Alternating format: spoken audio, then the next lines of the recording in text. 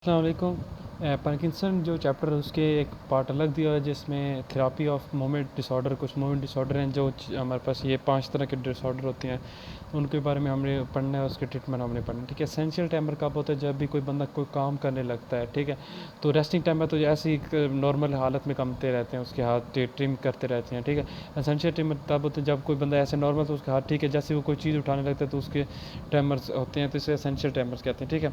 अब essential timer जो हम कैसे ट्रीट कर सकते हैं, इसके ट्रीटमेंट में हमारे पास आ जाते हैं बीटा ब्लॉकर आ जाते हैं। बीटा ब्लॉकर में आपने पढ़ा हुआ है, हमने ANS के चैप्टर में कौन कौन से होते हैं। अगर बीटा वन सेलेक्टिव की बात करें वो सबसे इंपॉर्टेंट होते हैं, ताकि बीटा वन टू नहीं यूज़ करते क्योंकि वो तो उधर भी मौजूद होते हैं लंग्स में, तो अस्थमा के पेशेंट को नहीं दे सकते, इसलिए हम मोस्टली बीटा वन सेलेक्टिव करते हैं यूज़। उसकी एग्जाम्पल में हमारे पास आ जाता है मेटो प्रोलोल। ठीक है। बीटा वन सेलेक्टिव क्यों यूज़ करते हैं? ताकि बीटा टू जो है उस पर ना लगे, क्योंकि बीटा टू तो अस्थमा में होता है, वो ब्रोंकाई और लंग्स में होता है, और अगर वहाँ पे एक्टिवेट हो गए तो ब्रोंको कंस्ट्रिक्शन काज कर देता है, इसलिए हम बीटा वन सेलेक्टिव देते हैं मेटोप्रोलोल। ठीक है। इसके अलावा नॉन सेलेक्टिव भी दे सकते हैं, लेकिन ये ज़्यादा अच्छे होते हैं। इसके ट्रीटमेंट में दूसरी हम चीज़ कौन सी देते हैं? Anti epileptic drug. क्या देते हैं? Anti epileptic drug. Anti epileptic drug, जैसे एपिलिप्सी का हमने पूरा एक चैप्टर पढ़ा है, तो वहाँ पे जो जितनी सारी ड्रग्स हमने पढ़ी थी वहाँ पे कोई भी यूज़ कर सकते हैं।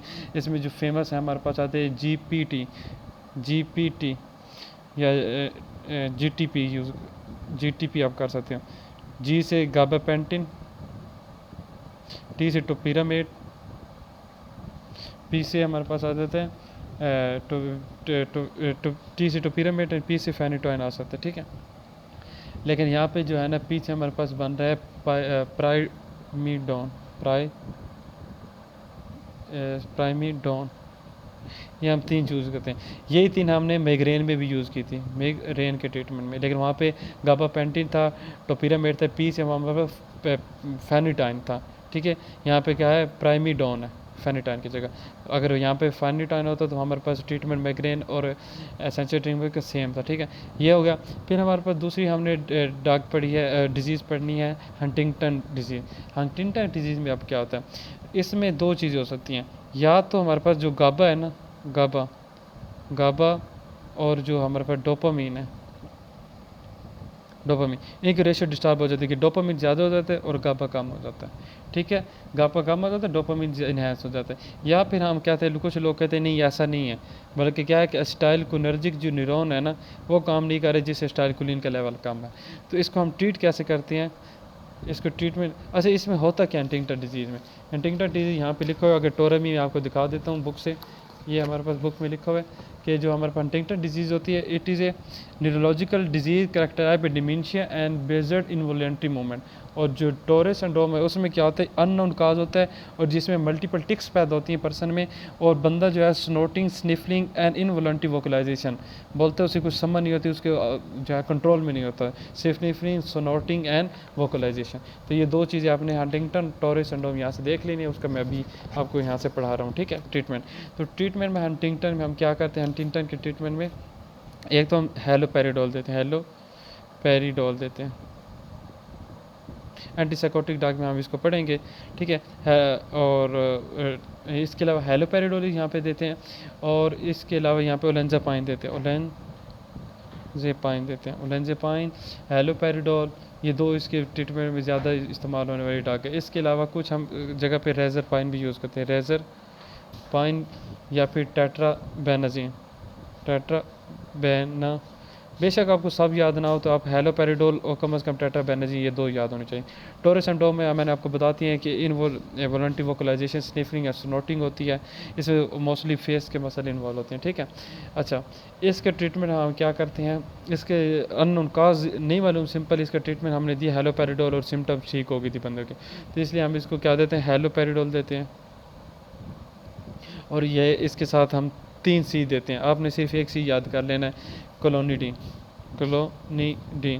एक और भी 3 सी हैं, क्लोनेजापाइन भी इसमें देते हैं, कार्बामेजापाइन भी देते हैं। क्लोनिडीन, कार्बामेजापाइन एंड क्लोनेजापाइन, आपने सिर्फ ये 2 याद कर लेना बहुत है। विल्सन डिजीज़ में क्या होता है? जो हमारे पास कॉपर होता है ना, हाँ कॉपर जो होता है उसकी क्या हो जाती है? अकोमुलेशन हो जाती है। कॉपर क्या हो जाता है? उसका मेटाबॉलिज्म डिफेक्टिव हो जाता है और वो उसका लेवल बढ़ जाता है, और वो क्या हो जाता है? टिश्यू में क्या हो जाता है? टिश्यू में उसका लेवल बढ़ जाता है। अब टिश्यू में अगर वो ब्रेन में बढ़ जाएगा, लंग्स में बढ़ जाएगा, लिवर में बढ़ जाएगा, अगर ब्रेन में बढ़ जाएगा तो ब्रेन के डिफेक्टिव सिम्टम देगा, ठीक है, ब्रेन काम से नहीं करेगा, तो ब्रेन इन्वॉल्वमेंट हो जाती है। इसको ट्रीटमेंट में हम क्या देते हैं, ऐसी चीज़ देते हैं जो कॉपर को अपने साथ चिलेट करा लेती है, तो उसको हम कहते हैं पेनिसिलामीन इसको देते हैं, पेनिसिलामीन देते हैं, जो कि क्या करती हैं, कॉपर को चिलेट करके वहाँ से उसको एक्सक्रीट करवा देती है, कॉपर चिलेटिंग करती है, इस तरह कॉपर का लेवल कम हो जाता है, ठीक है। रेस्ट लैक सिंड्रोम में क्या होता है कि बंदे को बैठे आराम नहीं होता, इसमें हमने क्या करना है कि अनप्लेजेंट क्रीपिंग डिसकन्वर्ट, क्या लिखना है, unpleasant creeping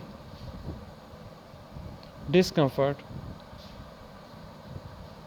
unpleasant keeping discomfort in limbs during rest, ठीक है,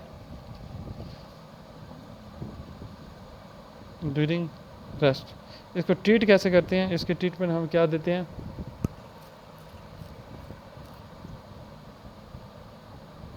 सॉरी वो मुझे लगा किसी वीडियो खेल गई है, चलो आपको रिवाइज करा दूंगा।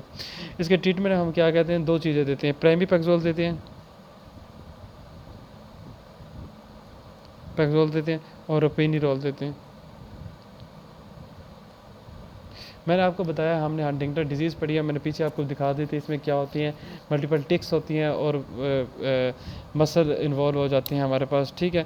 और जो है टोरेस सिंड्रोम में मैंने बताया इनवॉलंटरी स्निफिंग स्नॉटिंग होती है और वोकलाइजेशन होती है। इन दोनों की ट्रीटमेंट हेलोपेराडोल यूज़ करती हैं। इसके ट्रीटमेंट में हेलोपेराडोल की जगह ओलेंजापाइन यूज़ होती है, रेजरपाइन, टेट्राबीनाजिन यूज़ होती है, और टोरे में हेलोपेराडोल क्लोनिडीन होती है, इसके अलावा क्लोनाजापाम और कार्बामिजापाइन भी यूज़ होते हैं, अगर उसको करना चाहें तो कर लें। वैल्सन डिजीज़ में हम कॉपर ज़्यादा हो जाते हैं, कम्युलेट हो जाते हैं टिश्यू में अगर ब्रेन में इन्वॉल्व होगा तो ब्रेन के सिम्टम्स आएंगे, जिसमें हमारे पास क्या हो सकता है, मूवमेंट डिसऑर्डर हो सकते हैं। तो इसको ट्रीट कैसे करते हैं, हम ऐसी चीज़ देते हैं कि जो कॉपर को अपने साथ चिलेट कर लेती है, तो पेनिसिलामाइन देते हैं। रेस्ट लैक सिंड्रोम में क्या होता है कि अनप्लेजेंट क्रीपिंग डिस्कम्फर्ट होता है in the limbs during rest, बंदा बैठे बैठे उसके पेन हो जाता है लिम्स में, उससे बैठे आराम नहीं आता, तो इसके ट्रीटमेंट हम क्या देते हैं, प्राइमीपेक्सोल देते हैं, रोपेनिरोल देते हैं, ठीक है। तो यहाँ पे हमारा ये चैप्टर कंप्लीट हो गया। इंशाल्लाह नेक्स्ट वीडियो नेक्स्ट चैप्टर के साथ। Thank you.